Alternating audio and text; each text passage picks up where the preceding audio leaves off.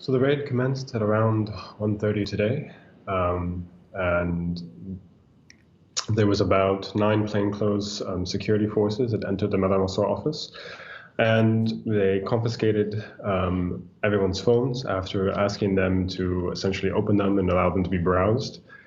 So there was fairly a communications blackout for the most part for the next 3 or 4 hours. Essentially, some members of staff were able to leave, and we were in touch with them and were able to still publish things about the raid and what was happening. But up until about a half an hour ago, we did not have further updates.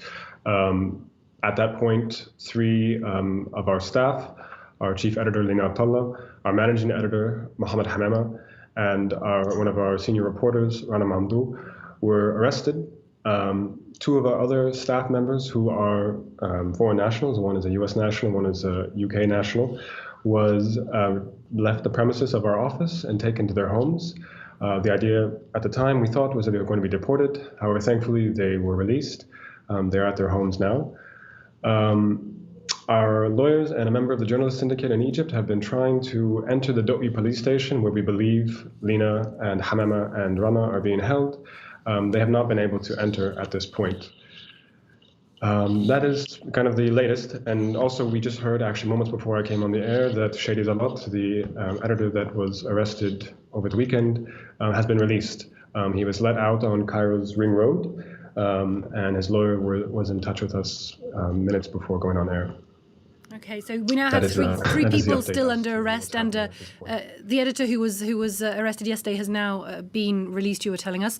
Looking at the timing of this raid, a week ago your outlet published an article on President Abdel Fattah el-Sisi's son.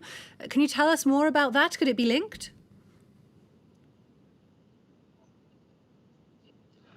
I think it would be slightly remiss to speculate on causation. Obviously, we publish many very informative but also very risky reports in Egypt. We kind of have made a name for ourselves in this way. I would say that after September 20th, when there was anti-government protests in Egypt, things have been slightly different in terms of the calculus around political risk. For example, Shadi, when he was arrested, he had been under surveillance for the last 3 weeks, and this was before this article was published.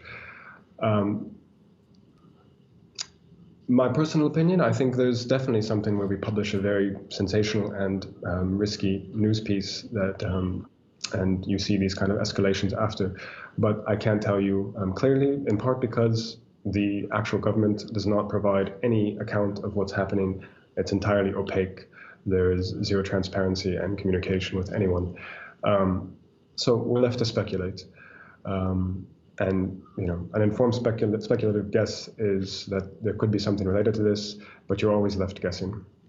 And what is the situation for press freedom in Egypt at present?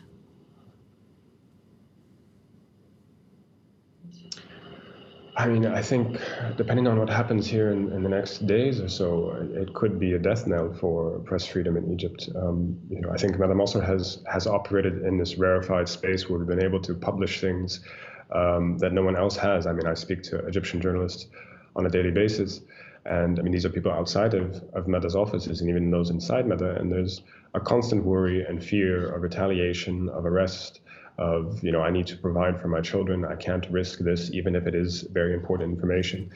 And so Madame Mansour has been able to operate in this rarefied space for a long period of time, but that seems to be changing. And if it is in fact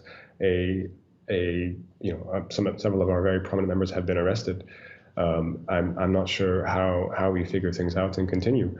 And there isn't really anyone else on the Egyptian press landscape that's able to speak out because of these draconian measures. Daniel O'Connell, thank you.